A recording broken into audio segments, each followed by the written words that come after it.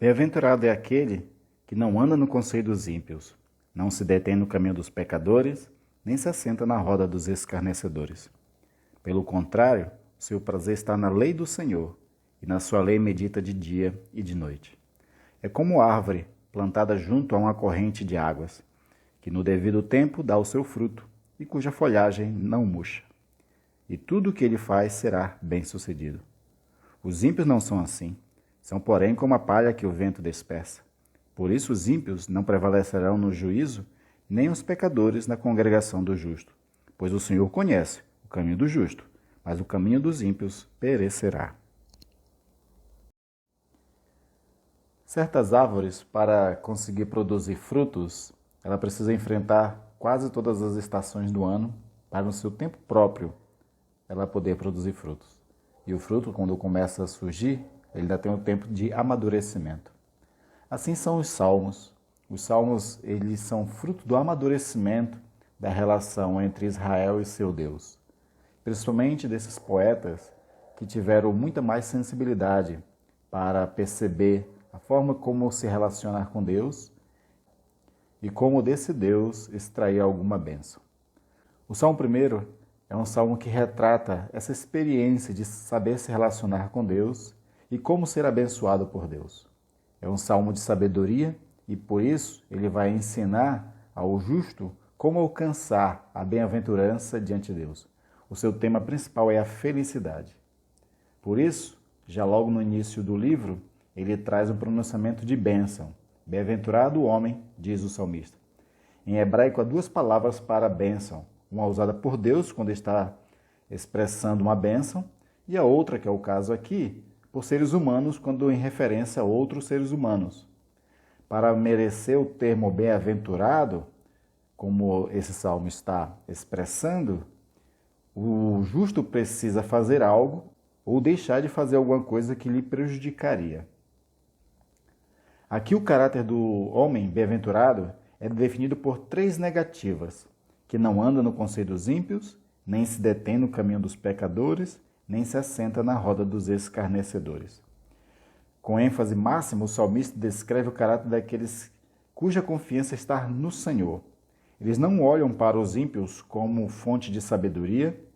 A sua vereda, os seus caminhos, não é aquela transitada por pecadores, e a sua companhia não está entre aqueles que zombam e são arrogantes diante de Deus. Ao contrário, o homem bem-aventurado é destacado porque seu deleite, o seu prazer, está na lei do Senhor, e em sua lei medita dia e noite. A instrução divina forma a base da sua conduta e é o tesouro do seu coração. A palavra lei não significa uma lista de regras e as punições correspondentes, mas a plenitude do ensino de Deus para os seus filhos. Essa instrução, ao qual inclui a história do relacionamento de Deus com seu povo, tinha de ser passada de geração em geração. Na antiguidade, os pais ensinavam aos filhos oralmente, passando a sua sabedoria, transmitindo a sua fé e relatando toda a experiência que teve com Deus. Assim o pequeno começava a aprender a sabedoria que vinha dessas experiências, de uma longa experiência, na verdade, e que já estava maturada, já estava amadurecida. Por isso que são sabedorias que tornou Israel um dos povos mais sábios do mundo. E maior sabedoria alcançava aquele que, além dessas experiências de seus antepassados, também meditava na palavra de Deus. O resultado de tal meditação é ser como uma árvore plantada junto a um ribeiro de água, cujas folhagens não caem e suas folhas nunca secam. A sua raiz está sempre sendo irrigada, sempre sendo alimentada. Essa é a sabedoria daqueles que encontram em Deus os seus ensinos como mestre.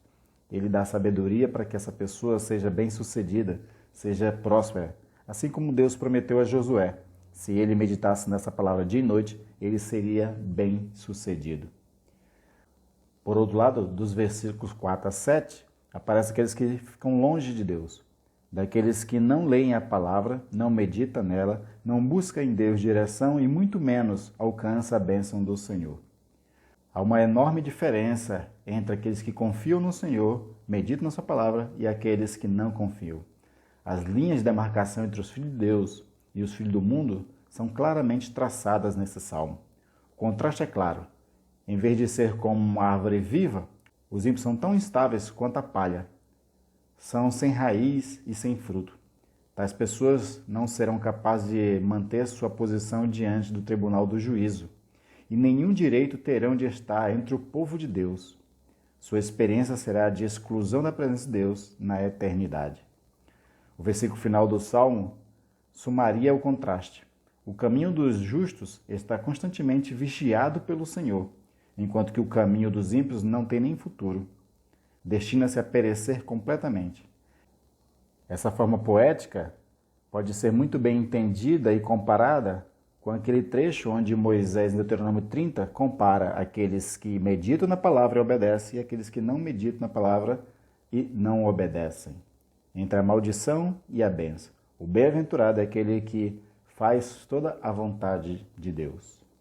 Da mesma forma, nós que queremos ser abençoados pelo Senhor, temos que estar atento àquilo que a palavra diz que deve fazer e aquilo que a palavra diz que não devemos fazer. A felicidade passa entre fazer o que é certo, segundo a palavra de Deus, e evitar aquilo que é errado. Sabendo que de Deus não se zomba, aquilo que o homem semear, isso mesmo se fará. Se queremos ceifar bênçãos, temos que semear bênçãos. Se queremos ser felizes, temos que fazer conforme a palavra aquilo que traz a felicidade.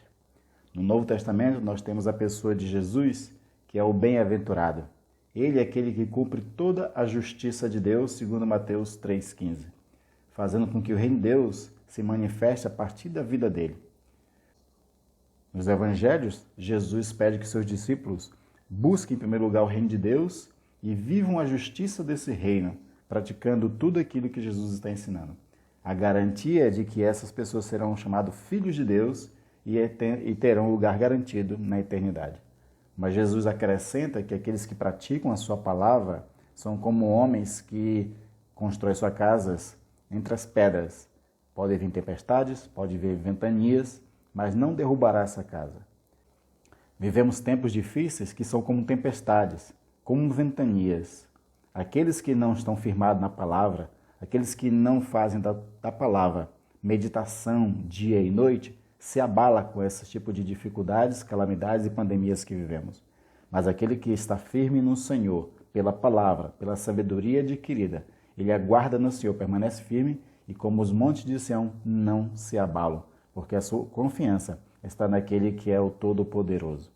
Que Deus abençoe sua vida, que esse salmo mostre para você os caminhos que você deve seguir e o que você deve evitar nesse momento, para que o seu coração não se abale e para que a sua vida seja como uma árvore plantada junto ao ribeiro de água, você produza seu fruto no tempo certo e tudo que você venha fazer prospere.